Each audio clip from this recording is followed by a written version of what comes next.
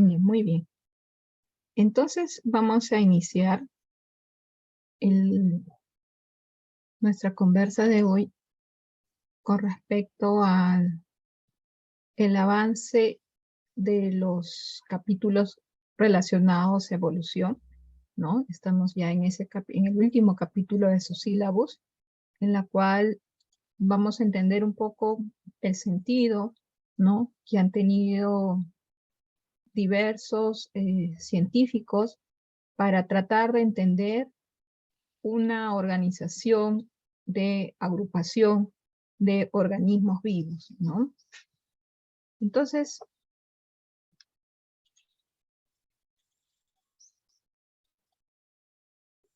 nos habíamos quedado en este slide la semana pasada, pero habíamos visto en todo caso aspectos muy rápidos, ¿no?, con respecto a la división.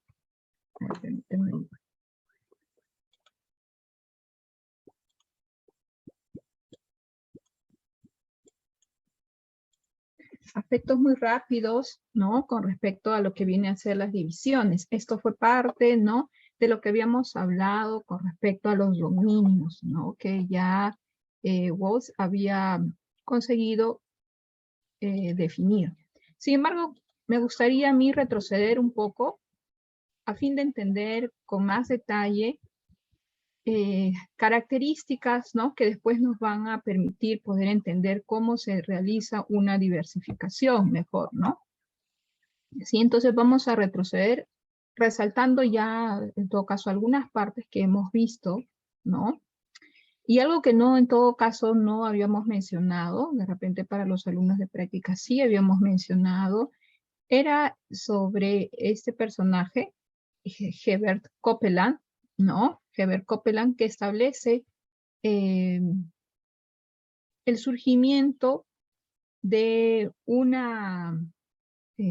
establecimiento de dividir en 4 reinos, ¿no? Ya establece lo que vendría a ser divisiones con respecto al tipo de célula, ¿no? Por lo que él consigue describir, ¿no?, un cuarto reino. Ese es, en todo caso, el mérito de Copeland, ¿no? Establece el reino Monera y lo clasifica dentro de lo que podría ser procariotas, ¿no? Entonces, para inicios, ¿no? Bueno, no inicios, digamos, ya era 1938, en la primera mitad del siglo XX, ¿no? Teníamos a Copeland con la información de que los organismos podían ser clasificados, ¿no?, en cuatro reinos. Bien, entonces seguimos avanzando en el tiempo. Ya este personaje lo habíamos visto, Whittaker, personaje que en todo caso conocido como el padre de la micología, porque el mérito de él es el surgimiento de un nuevo grupo, en la cual están los hongos, por algo también es conocido, ¿no?, como el padre de la micología.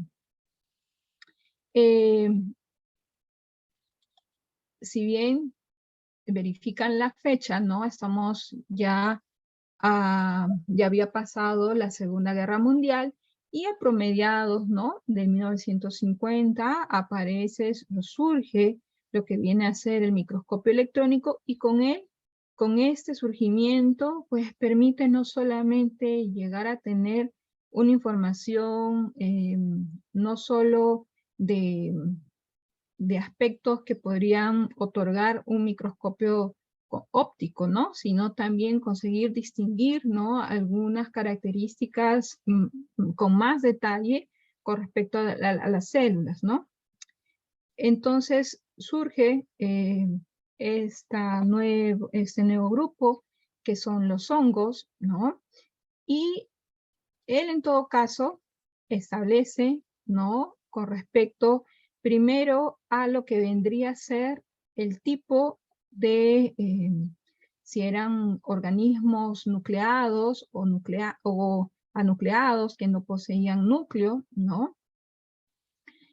Posteriormente, también el grado de complejidad, si estos organismos en todo caso eran medianamente solamente compuestos por una célula, unicelulares, o ya eran organismos bastante complejos, ¿no? Y por el cual estableció esa división entre organismos unicelulares y organismos multicelulares. Y además, también el mérito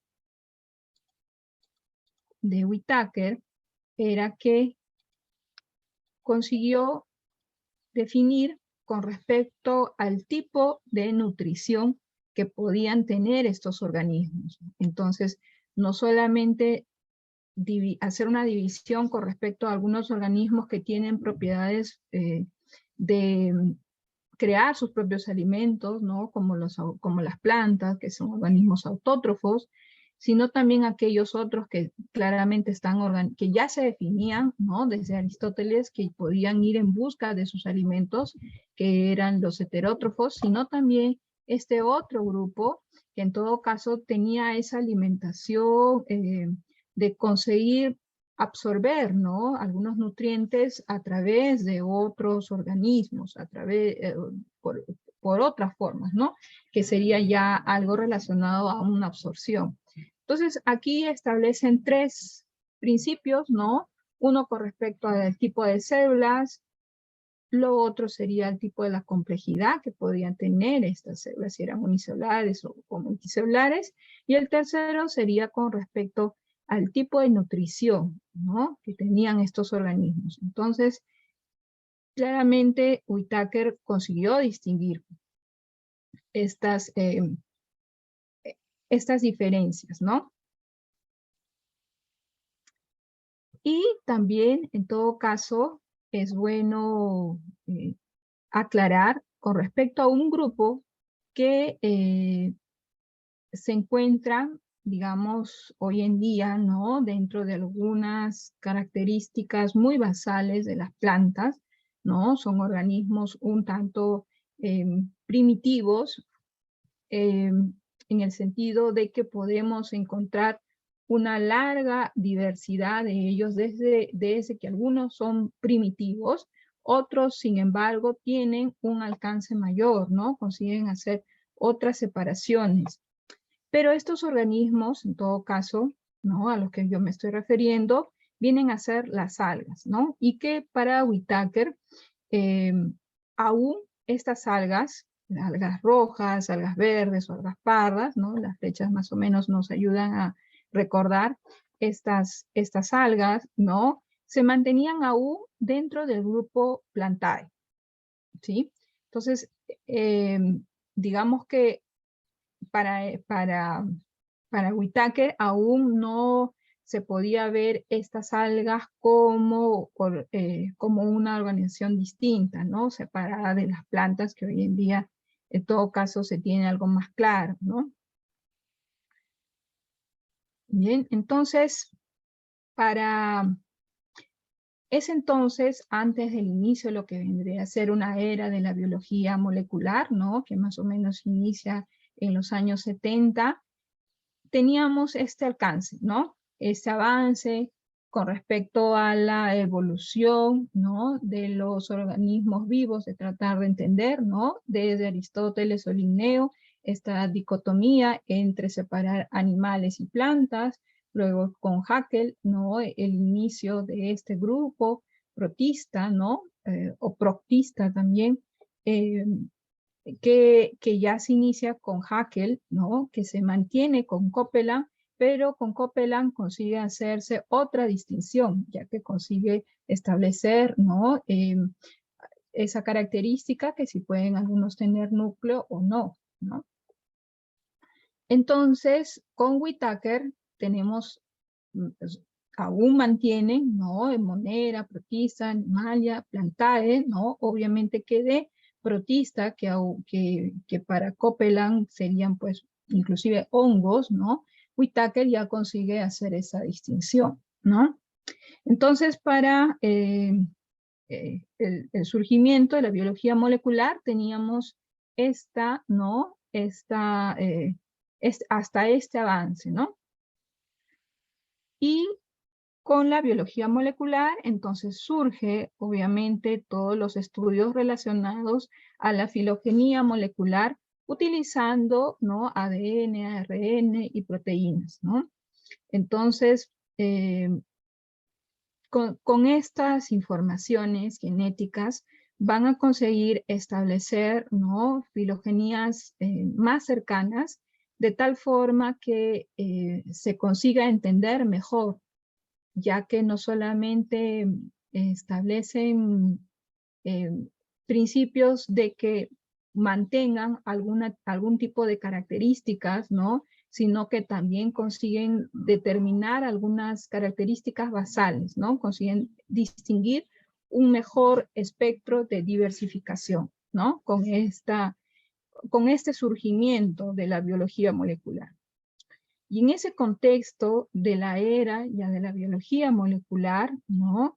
Nos reparamos con las propuestas de la científica Lynn Margulis, en la cual ella, previamente al establecimiento de su teoría de la endosimbiosis, donde trata de explicar el ingreso de tanto de mitocondrias como de cloroplastos a un tipo de células, ¿no? Como las células eucariotas, a través de estos estudios, ¿no? Usando datos moleculares y ultraestructurales, es decir, datos que provengan de la información que podía otorgar, ¿no? El estudio a través de la microscopía electrónica de esas muestras, ¿no?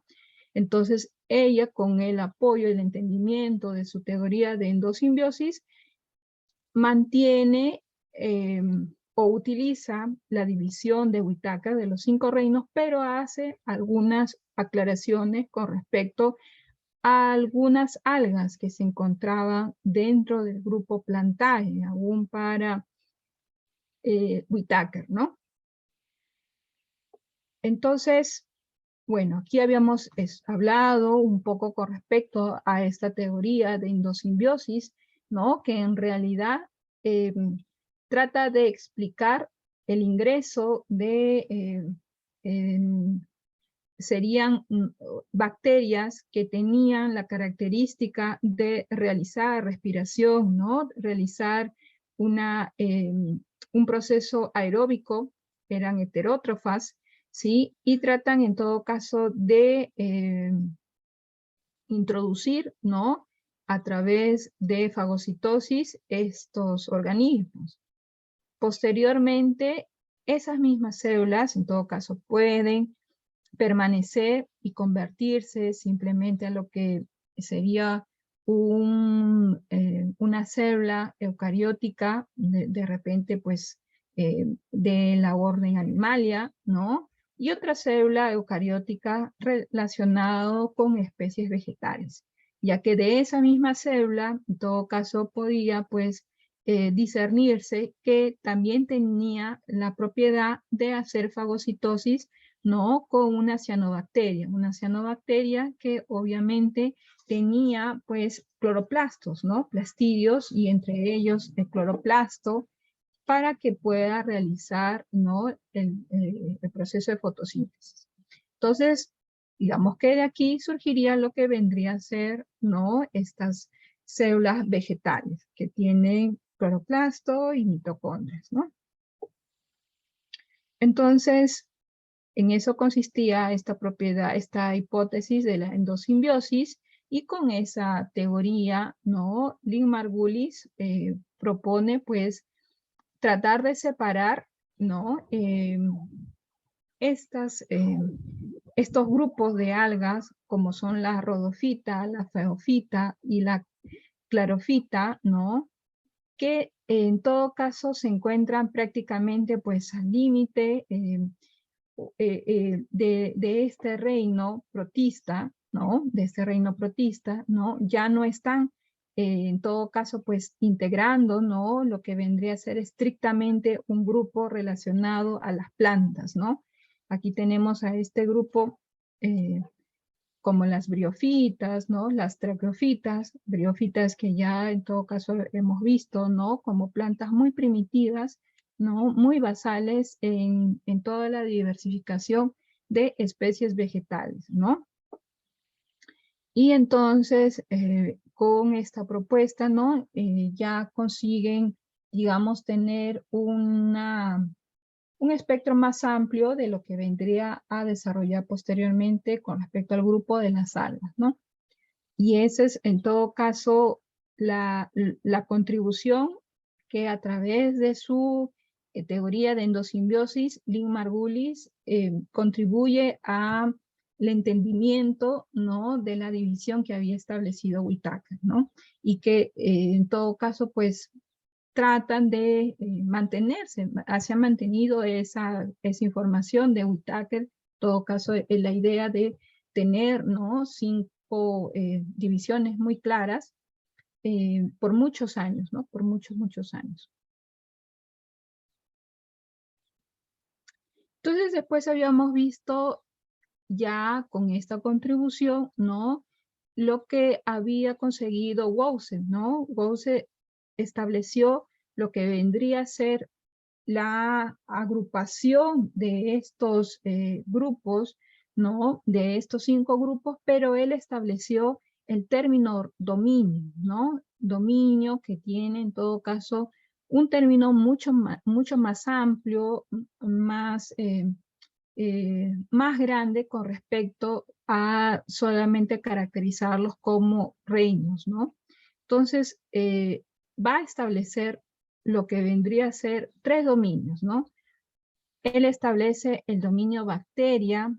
En el dominio bacteria va a incluir a las eubacterias, ¿no?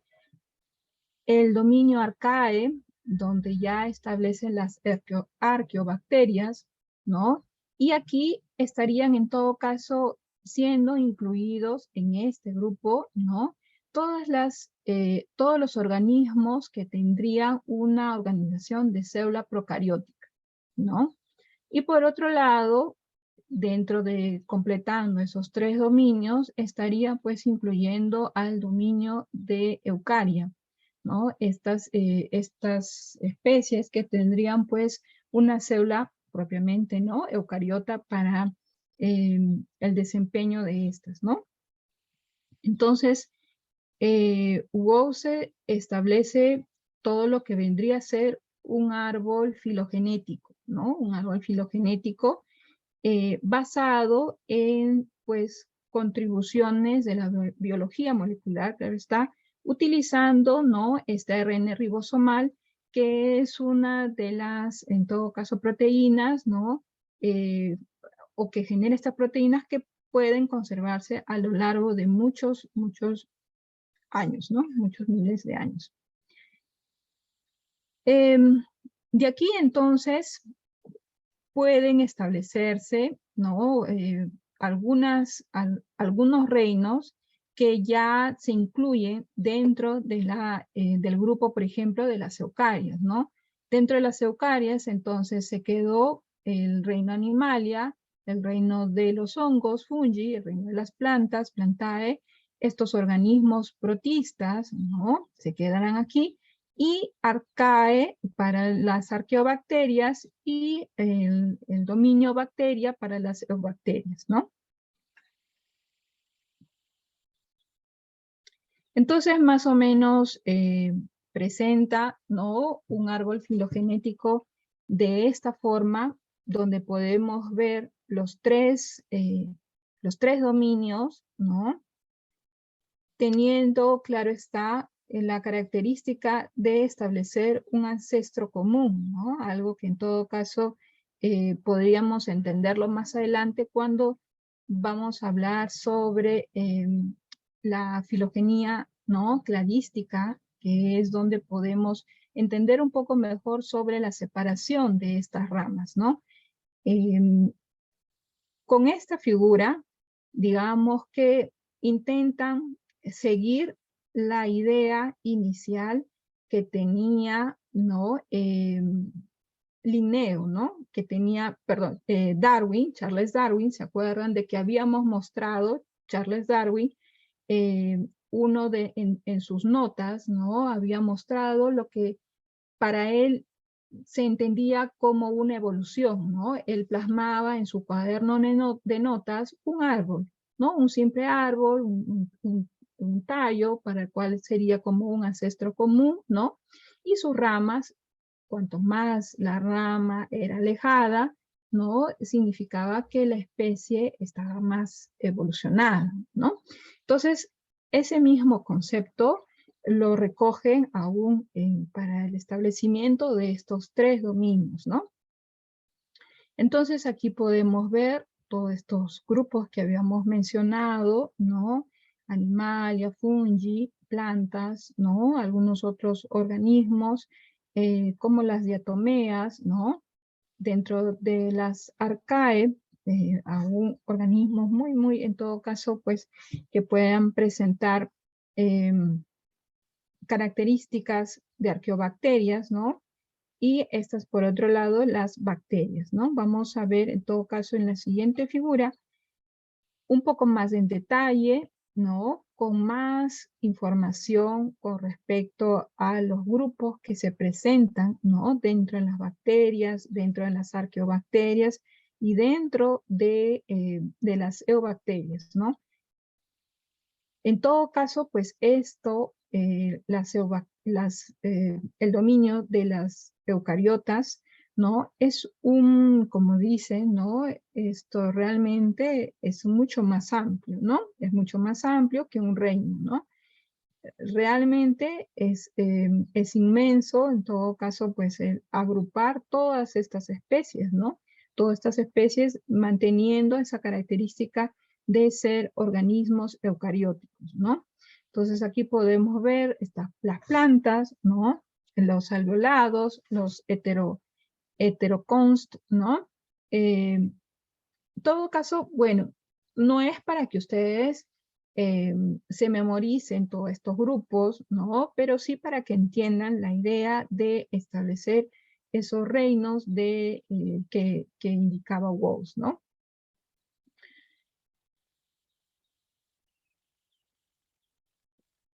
Bien, entonces habíamos visto la separación también de las características que en todo caso permitía hacer una separación entre estos dominios, ¿no? Tomar en cuenta la pared celular, el ARN, el tamaño del ARN, ¿no? Y también esa proteína, el primer aminoácido, ¿no?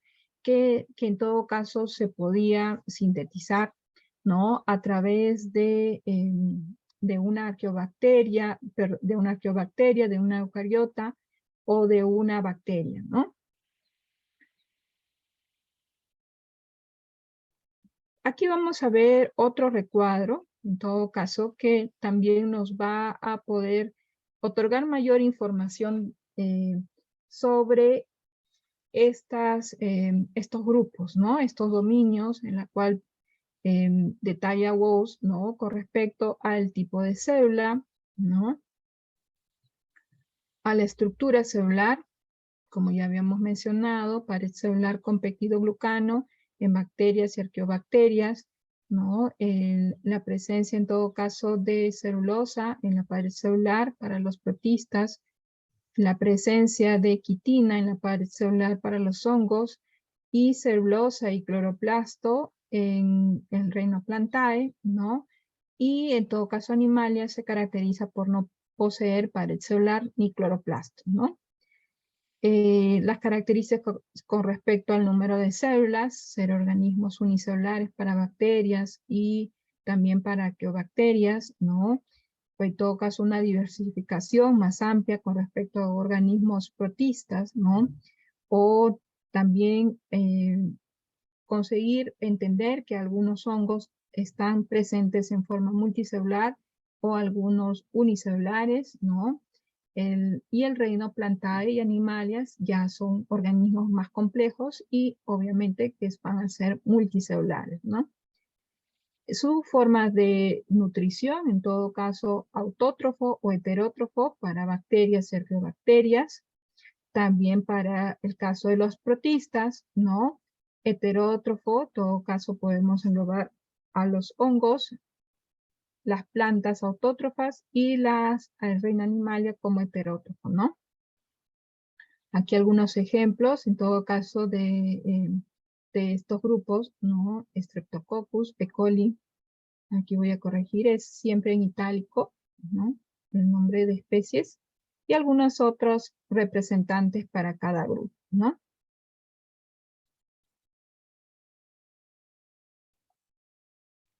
Bien, pero aparte de WOS, que establece esta característica de dominios, surgen otros personajes después de WOS, ¿no? Estableciendo siempre la idea de 3 dominios. Entonces, la propuesta de Thomas Cavalier Smith, ¿no? Que fue en el año 1998, establecía que podía separarse, ¿no? Este grupo protista, también en todo caso designado por unos creadores de este grupo de protistas como prota, ¿no? Cromista y protozoo, ¿no? Realiza lo que viene a ser la separación de este grupo en cromista y protozoo, ¿no? Dentro de este grupo de eucariotas, ¿no? Entonces, la diferencia o la contribución que el taxónomo Thomas Cavalieri realiza, ¿no? Es de que este grupo protista consigue dividirse, ¿no?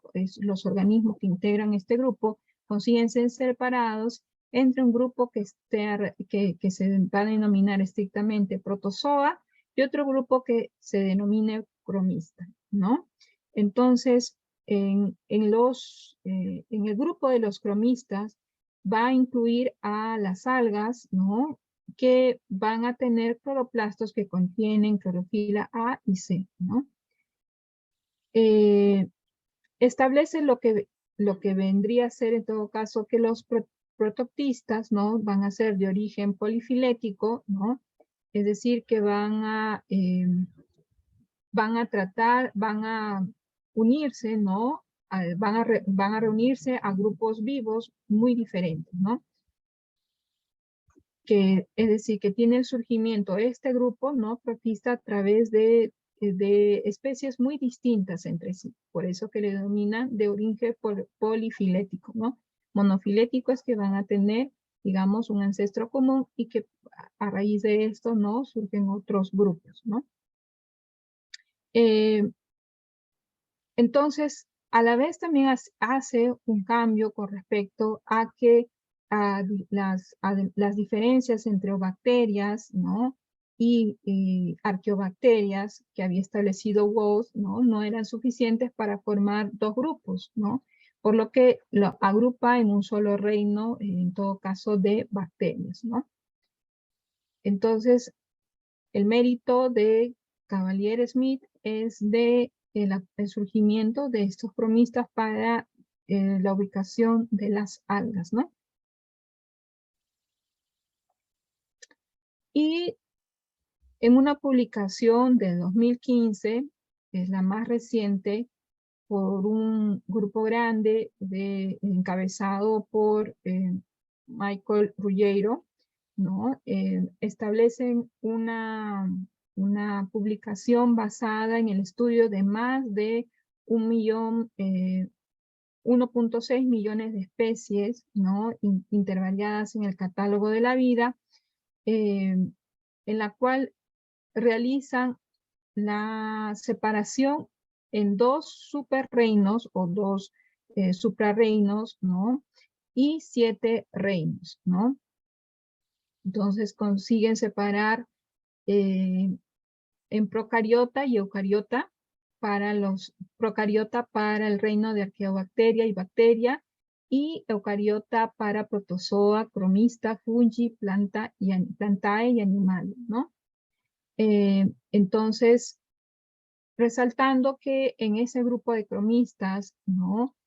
Donde estaban incluidas las algas, y van a incluirse algunos pseudohongos, ¿no? Es decir, organismos similares, pero que no están emparentados propiamente con los hongos, ¿no? Aquí ya entonces, en este grupo cromista, ¿no? No solamente van a estar las algas propiamente dichas, ¿no? Sino también un grupo bastante semejante, ¿no? A los hongos, ¿no? Que serían los pseudohongos.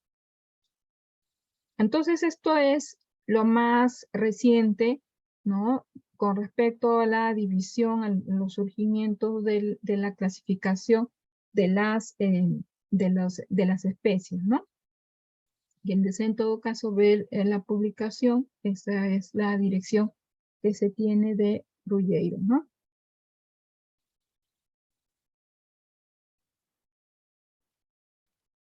Bien, entonces, algo que vamos a ver de aquí en adelante es una diversificación, ¿no? Tomando en cuenta el tiempo, ¿no? El tiempo que va trascendiendo con el desarrollo o la evolución, en todo caso, de muchas especies, ¿no? Algo que en todo caso, por ejemplo, si tomamos en cuenta este árbol, ¿no? No toma en cuenta, ¿no? La cantidad de años o de épocas o de eras que ha tenido que pasar, ¿no? Para que pueda, en todo caso, surgir estas especies, ¿no? Entonces, vamos a tomar en cuenta, basado en esa información ya de divisiones establecidas, ¿no? Por estas personas que han contribuido en la separación de los organismos vivos, tratar de darle un sentido, en todo caso, evolutivo, ¿no? A esta gran diversificación de las especies, ¿no? En esta figura, en todo caso, podemos ver, ¿no? La presencia, de en todo caso, formaciones, ¿no? De organismos, de primero de moléculas o de macromoléculas, ¿no? De monómeros que van a estarse formando, ¿no? Aquí vemos una de las eras, en todo caso, ¿no? Que tendría, en todo caso, el surgimiento de estos eventos, ¿no? Y cómo puede, en todo caso, irse diversificando, ¿no? De manera, posteriormente, algunos otros organismos como protoctista, ¿no? Algunos otros organismos que medianamente van surgiendo a través de una larga escala evolutiva en el tiempo, ¿no? Vemos también aquí, por ejemplo, el surgimiento de especies que poseen mitocondria, ¿no? Que estarían ubicadas más o menos por aquí, ¿no? En el tiempo.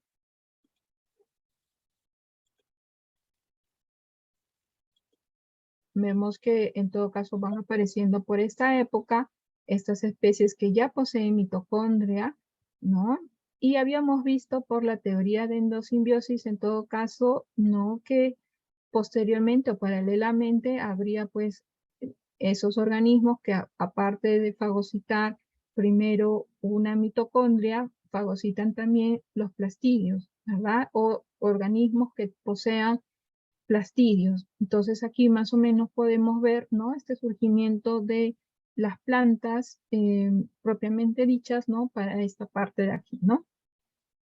Y así podemos explorar bastante esta figura, ¿no? Y tratar de entender, en todo caso, la ubicación en el tiempo de estos grupos, ¿no? De estos reinos que van surgiendo a través de estas épocas de la Tierra, ¿no? Bien, y si nosotros en todo caso utilizamos esta figura, ¿no? Podemos ver esta evolución que va surgiendo desde, pues, como les decía, ¿no? Con el pasar y la unión de diversas moléculas, ¿no? Va surgiendo esta gran evolución, ¿no? Y la aparición, en todo caso, de algunas características especiales en cada periodo, ¿no?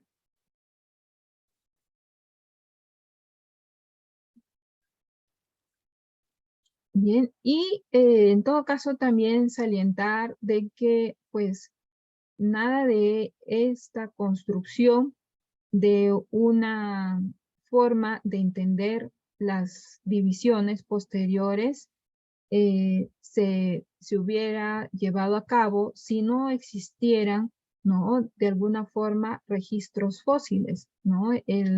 Los registros fósiles otorgan una gran contribución, en todo caso, para poder entender con respecto al surgimiento, ¿no? De estas especies, ¿no? Existen pues diversos registros fósiles, ¿no? Que nos pueden otorgar la construcción, en todo caso, evolutiva de algunos grupos, ¿no? De algunos grupos que pueden posteriormente ir discerniendo, ¿no? Estas familias, ¿no? Estas secciones, estos grupos. Y así como también pueden haber ese tipo de registros de especies como lo que nos lleva a entender, ¿no? El grupo de las animalias, ¿no? Podemos también encontrar registros fósiles de las primeras plantas, ¿no? En todo caso de las plantas primitivas que nos podrían otorgar de alguna forma, ¿no? Una información muy básica, ¿no? Y a este tipo de hallazgos, en todo caso, uno lo podría encontrar en la sección de paleobotánica, ¿no? Que pues otorga esta importante o relevante información, ¿no? Aquí vemos, por ejemplo, lo que vendría a ser algo relacionado a helechos, ¿no? Algo, digamos que podrían ser los helechos primitivos, ¿no? Algo que en todo caso, pues, queda grabado en estas piedras, ¿no? Esto parece algo más relacionado a hepáticas, ¿no?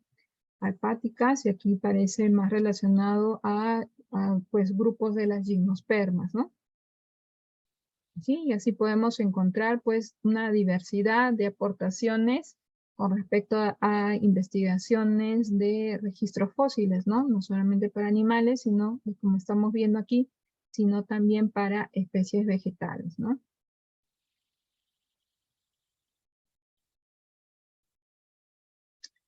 Bien, entonces, con esto vamos nosotros a ingresar a lo que han establecido dentro de la biología el hecho de poder agrupar, ¿no? Para poder darle un sentido al proceso evolutivo de las especies, ¿no? De los seres vivos. Entonces, vamos a conversar un poco sobre, pues, el tema de sistemática, ¿no? Que es el área de la biología que va a entender, va a comprender la filogenia, ¿no? La filogenia que viene a ser la historia evolutiva de las especies de seres vivos. Es una ciencia que estudia la diversidad, que estudia la organización del conjunto de conocimientos sobre organismos para intentar interpretar la manera en que los organismos se han diversificado y también cómo el tiempo ha influido en todo caso en esa gran diversificación. Entonces vamos a conseguir entender un poco en este gran tema, ¿no? De sistemática, la contribución que otorgaría la filogenética, la taxonomía, ¿no? El área de ecología y paleontología, ¿no? Como vemos con la contribución de esos registros fósiles, ¿no? La paleontología otorga información para el proceso de estudios, ¿no? Con respecto a develar, pues, un grupo más amplio, ¿no? De especies, de seres vivos, ¿no? Entonces, también podemos entender que esta sistemática, al tratar de hacer agrupaciones en forma de árboles, ¿no? En forma de ramas, es una disciplina que va a intentar sintetizar, ¿no? Entonces, intenta darle un sentido evolutivo, ¿no?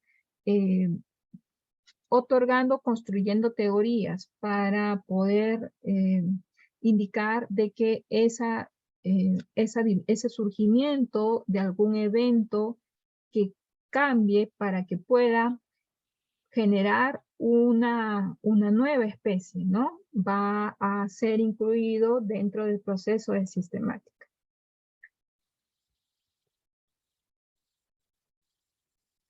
Entonces, vamos a, esta área de sistemática se puede dividir en dos grandes áreas, como viene a ser la filogenética y la taxonomía, ¿no?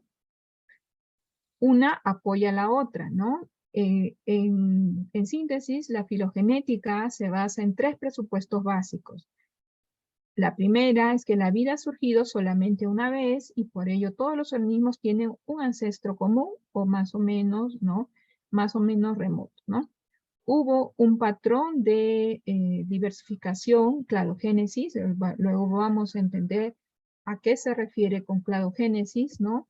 Que se puede representar, en todo caso, pues, procesos de separación, ¿no? Que van a intentar separar las especies, ¿no? Y que debido, pues, a esa separación ya no es posible el cruzamiento de estas especies. Entonces hay un surgimiento de una nueva especie, ¿no? Y por otro lado, ¿no? El otro presupuesto es de que las características de los organismos cambian con el tiempo, ¿no? Es un proceso que va evolucionando. Y como les decía, se apoya en todo caso de una ciencia que sería la taxonomía, que va a encargarse de ordenar, comparar, diferenciar organismos y a la vez en ese proceso de ordenar y diferenciar va a permitir jerarquizar, ¿no? Estas especies a fin de reflejar sus relaciones evolutivas, ¿no?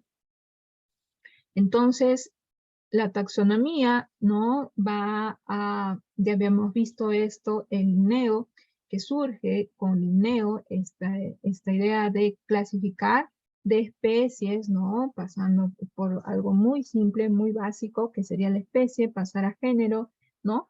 Seguir, en todo caso, con orden y así ir pasando a un grupo mayor que podría ser familia, ¿no? Y entonces, la taxonomía va a utilizar el término taxon para agrupar organismos emparentados, ¿no? Y que estos en todo caso van a utilizar, ¿no? Una característica común para poder ser agrupados, ¿no? Existe un término, en todo caso, que también se utiliza, que es taxa, pero es un término plural, ¿no? Y que es en latín, ¿no? Entonces, estamos viendo que en sistemática, ¿no? Contribuyen estas dos grandes áreas, ¿no? Que es la filogenética y la taxonomía.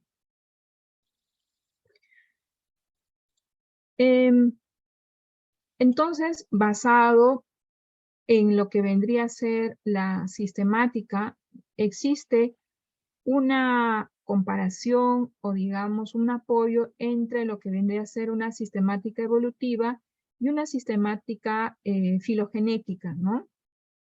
O en todo caso cladística. Por un lado, la sistemática evolutiva, vamos a ver de que tiene la idea de los diferentes personajes que han contribuido para poder otorgar la información de grupos como Whittaker, por ejemplo, ¿no? Y por otro lado, surgen este otro grupo que ya utiliza, ¿no? los principios de taxon para poder diferenciar, ¿no? Clasificar de forma filogenética, ¿no? Entonces, el término cladístico va a ser introducido por este personaje, Will Henning, ¿no? Que es el primero que utiliza, ¿no? Este término de clado, ¿no? Que utiliza para poder determinar las relaciones evolutivas entre organismos basándose en caracteres relativamente derivados o por morfía también se denomina, ¿no? Entonces, a estos caracteres derivados, un carácter derivado va a ser definido como aquel que se ha originado a partir de un carácter primitivo, ¿no? Actualmente es el método filogenético más aceptado para estudiar las relaciones evolutivas entre los organismos, ¿no? Entonces, va a existir una área, digamos, en la cual aún tienen esta idea, ¿no? De darle un sentido, de explicar el surgimiento de los seres vivos a través de esta organización, ¿no? De los seres como lo hacía Whittaker, ¿no? Con respecto a sus características de agrupamiento, si ellos son unicelulares o pluricelulares, ¿no? Principios, en todo caso, muy, muy amplios, ¿no? Muy amplios para poder separar con una clara muestra de poder otorgarle a todos una escala en el tiempo, ¿no?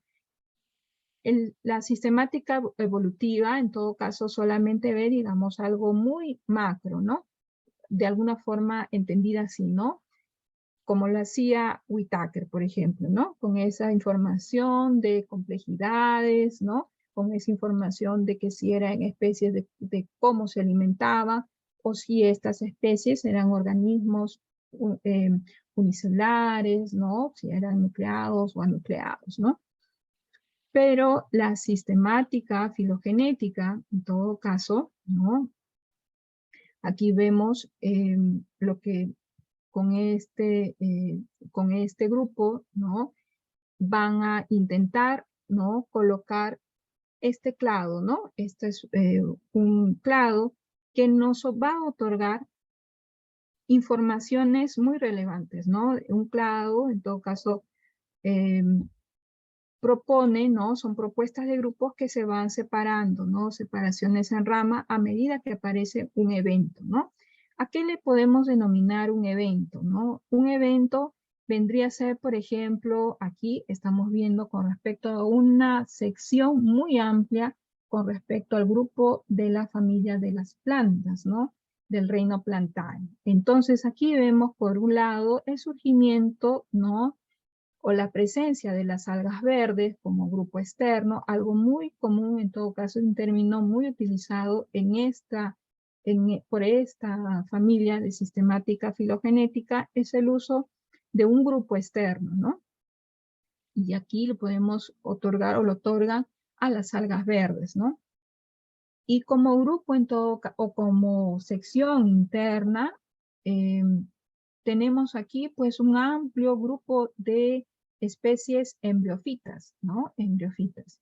Y que si nosotros en todo caso intentamos entender, ¿no? Vamos viendo de que esta línea en todo caso nos intenta explicar la evolución en el tiempo de la aparición de estos grupos, ¿no? ¿Y por qué es que como en todo caso aparecen, ¿no? O por qué vamos viendo de que algunas se van quedando en el camino y otras van avanzando, digamos así, ¿no? Debido pues a un evento que ya surgió y que, como decía, no consigue en todo caso retroceder, ¿no? Entonces vamos viendo apariciones, por ejemplo, como la presencia de un revestimiento de algunas células relacionadas a la reproducción, ¿no? El avance, en todo caso, de tratar de que el embrión se encuentre retenido, ¿no? El surgimiento de las embriofitas, ¿no? Y que éstas se separan porque hay un evento de formación de tejido conductor, ¿no? Vasos conductores, que en todo caso ya no tendría las briofitas, ¿no? recordemos nuestra clase de práctica, que no tienen, en todo caso, pues, estos tejidos conductores, ¿no? Las briofitas. Ya, en todo caso, vamos viendo, ¿no? Por ejemplo, que las peptidofitas, ¿no? Son en otro grupo que ya tiene estos vasos conductores, pero que no va a presentar formación de semillas, ¿no? Se quedó en el tiempo, en todo caso, debido a que no, digamos que no acompañó el surgimiento de especies, ¿no? Que puedan evolucionar a formar semillas, ¿no? Cosa que, en todo caso, las esperodofitas, ¿no? Pueden producir semillas, ¿no? Y dentro de estas vamos a ver a las gimnospermas y a las angiospermas, pero hay una clara división entre una y otra porque existe el surgimiento de querer proteger esas semillas y estas surgen con el grupo grande de las angiospermas, ¿no? Las angiospermas que incluyen muchas de las familias que nosotros conocemos, ¿no? En nuestra realidad. Vamos a avanzar en todo caso una figura más para poder entender no solamente con respecto a las plantas, ¿no? Sino también con el evento que pueda surgir en los animales, ¿no? Existe aquí este clado, también así como hemos visto en las plantas, vemos ahora en los animales, ¿no? Una característica común serían estos puntos en rojo, ¿no? Estos puntos en rojo, que en todo caso pues se va bifurcando porque el otro grupo ya no consigue desarrollar ese evento, ¿no? Entonces vemos aquí, por ejemplo, pues el surgimiento de algo que estaría relacionado al cráneo, ¿no? Al desarrollo de un cráneo, ¿no? Y vemos este grupo que posee esta característica, pero que ya no desarrolla este otro evento, que sería mandíbula y columna vertebral. En todo caso ya consigue, pues este grupo, que serían de los peces cartilaginosos, el poder desarrollar aún esta característica común, ¿no? Y así podemos seguir avanzando, por ejemplo, algunos que desarrollan, ¿no? Pulmones o presencia de 4 patas, ¿no?